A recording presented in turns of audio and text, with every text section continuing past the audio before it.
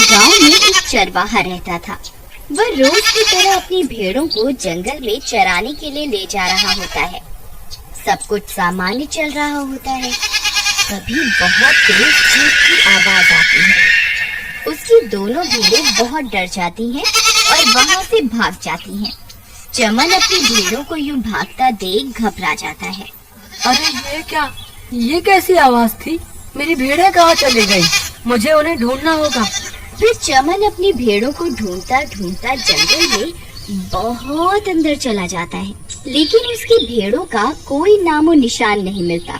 अरे यार, अब ये दोनों भेड़ें कहाँ चली गईं? अगर मैंने इन्हें खो दिया तो मेरी बीवी बहुत नाराज हो जाएगी। अब क्या करूँ, कहाँ ढूंढूं इन्हें? फिर वह बहुत देर तक इधर उधर ढूंढता रहता है, लेकिन उसे कोई सफलता नहीं मिलती। तभी अंधेरा भी हो जाता है। मैं जंगल के बहुत अंदर आ गया हूँ। यहाँ तो कोई मेरी मदद करने वाला भी नहीं है। अरे भाई, कोई है? कोई मेरी आवाज सुन रहा है? चमन के इस तरह चिल्लाने से एक भूत की नींद खुल जाती है। अरे ये कौन है? लगता है मेरा शिकार आसपास ही है। तभी वह भूत चमन की आवाज का पीछा करते करते वहाँ पहुँच जाता है। आज तो मजा ही आ गया। हे भगवान, ये मैंने क्या कर दिया? भूत जी, मुझे छोड़ दो। वैसे ही मेरी दोनों भेड़ें पता नहीं कहाँ चली गई हैं।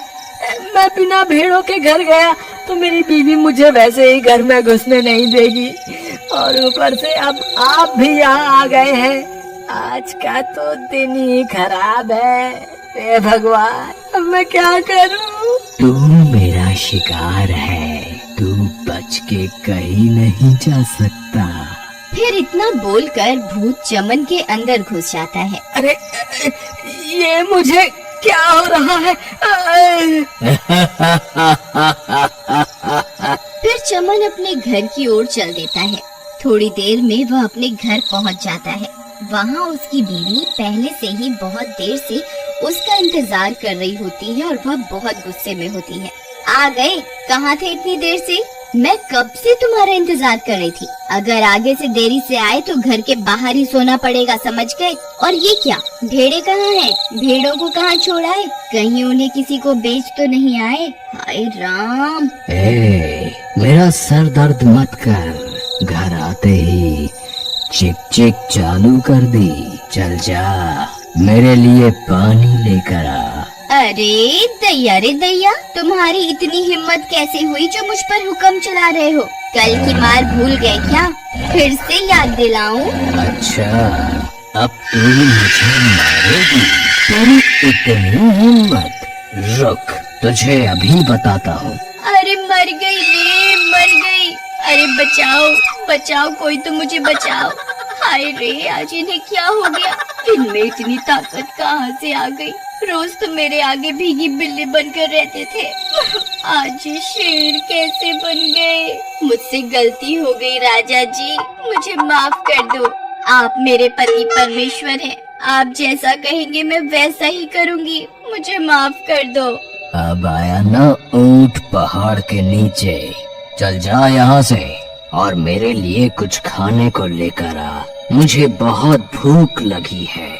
ठीक है, आप वहाँ बैठिए, मैं अभी कुछ खाने को लेकर आती हूँ। फिर उसकी पत्नी वहाँ से चली जाती है। अरे ये आज इन्हें क्या हो गया? ये आज ऐसा बर्ताव क्यों कर रहे हैं? कल तक इनकी मेरे आगे आवाज भी नहीं निकलती थी, तो आज ये सब कैसे हो गया?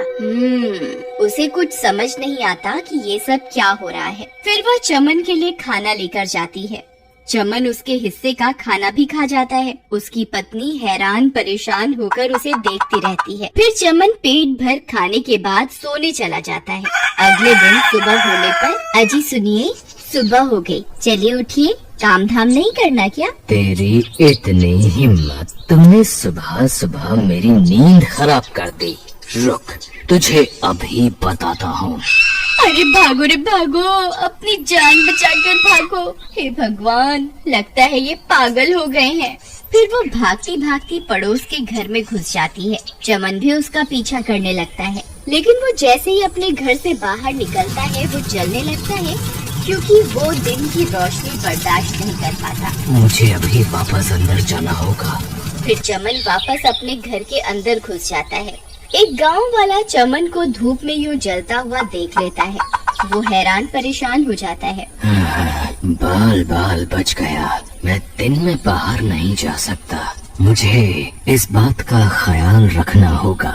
अरे ये क्या, ये कैसे हो सकता है? चमन भैया यूँ धूप में आते ही जलने क्यों लगे? जरूर दाल में कुछ काला है। मुझे ये बात बाकी सब गांव वालों को बतानी होगी। फिर वो भागता हुआ जाता है और बाकी के गांव वालों को सारी घटना के बारे में बताता है। कालिया भाई, मुझे लगता है इनके ऊपर किसी भूत का साया है। जब से कल रात को ये जंगल से लौटे हैं, अजीब अजीब सी हरकतें कर रहे हैं। कल रात को ये घर में पड़ा पूरा खाना खा गए, मुझसे बदतमीजी भी की और इनकी आंखें भी भूत के जैसी लाल हो गई हैं। तुम घबराओ मत बहन, चलो मैं तुम्हारे साथ चलकर देखता हूँ। फिर वे दोनों मिलकर उसके घर जाते हैं। वहाँ पहले से ही कुछ गांव वाले घर के बाहर खड़े होते हैं। फिर कालिया और अनीता घर के अंदर जाते हैं। ए चमन, कहाँ है तू? जरा बाहर तो आ। तेरी अनीता बहन के साथ बदतमीजी करने की हिम्मत कैसे हुई? जल्दी बाहर आ, मैं तुझे अभी सबक सिखाता हूँ। चमन को कालिया की बात सुनकर गुस्सा आ जाता है। फिर चमन गुस्से में बाहर आता है। कौन है तू? तेरी इतनी हिम्मत, मुझसे तेज आवाज में बात करता है। रुक, तुझे अभी बताता हूँ। अरे मर गए, छोड़ मुझे, छोड़। चमन भाई मुझे छोड़ दो, मुझसे गलती हो गई। मैं अनीता भाभी की बातों में आ गया। तुम ठीक हो भाई? ये औरत ही गलत है। तुम उसके साथ सही कर रहे हो। मुझे छोड़ दो, मुझे जाने दो, मुझसे गलती हो गई। अनीता ये सब देखकर डर जाती है और वह वहाँ से भाग जाती है। अरे भागो रे, अपनी जान बचा के भागो। अनीता बहन, अंदर क्या हो रहा है? ये कैसी आवाजें आ रही हैं? तभी चमन कालिया को उठाकर घर से बाहर फेंक देता है। अरे मर गया रे, इसने तो मेरी टांग ही तोड़ दी। कालिया भाई, आप ठीक तो है ना? नहीं, मैं ठीक नहीं हूँ। चमन ने मुझे बहुत मारा। हाय, मेरी गर्दन ही तोड़ दी। तुम सही कहती थी, चमन के ऊपर जरूर किसी भूत का साया है। वो बहुत शक्तिशाली बन गया है। हम में से कोई भी उसका मुकाबला नहीं कर सकता। तुम सही कहते हो कालिया भाई, मैंने अपनी आँखों से देखा था। चमन भैया जैसे ही धूप में बाहर आए, वो जलने लगे थे। वो धूप बर्दाश्त नहीं कर सकते। हमें किसी तरह इस भूत को घर से बाहर लाना होगा। लेकिन भाई, ये भूत बहुत ताकतवर है। हम इसे घर से बाहर कैसे लाएं? मेरे पास एक तरकीब है। क्यों ना हम घर की छत पर चढ़कर उसमें बहुत सारे छेद कर दें, जिससे सूरज की रोशनी घर के अंदर चली जाएगी और हमारी तरकीब काम कर जाएगी। अरे ये क्या? ये सूरज की रोशनी घर के अंदर कैसे आ रही है? लगता है इन्हें मेरी कमजोरी के बारे में पता चल गया है। अब मैं क्या करूं? कहाँ जाऊं? फिर वह भूत सूरज की रोशनी में तड़पने लगता है। अरे मर गया रे। अरे गाँव वालों, रुक जाओ, ऐसा मत करो। हाय, मर गया रे, मुझे छोड़ दो। तुम जिस औरत की मदद कर रहे हो, वो बहुत जालिम औरत है। वो इस बेचारे चमन पर बहुत जुल्म ढाती है। तुम चमन को तो मुझसे आजाद करवा लोगे, लेकिन इस पापी औरत से कैसे आजाद करवाओगे?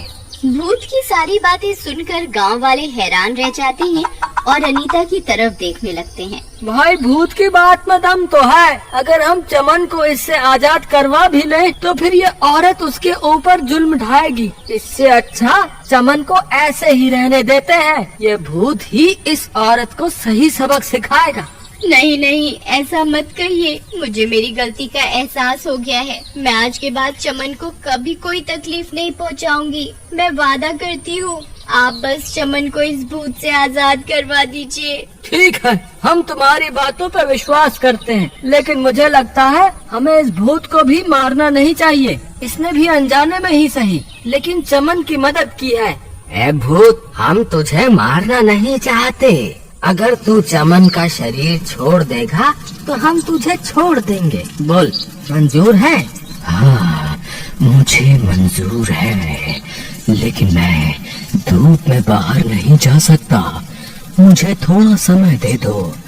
जैसे ही अंधेरा होगा मैं इसका शरीर छोड़कर यहाँ से चला जाऊंगा।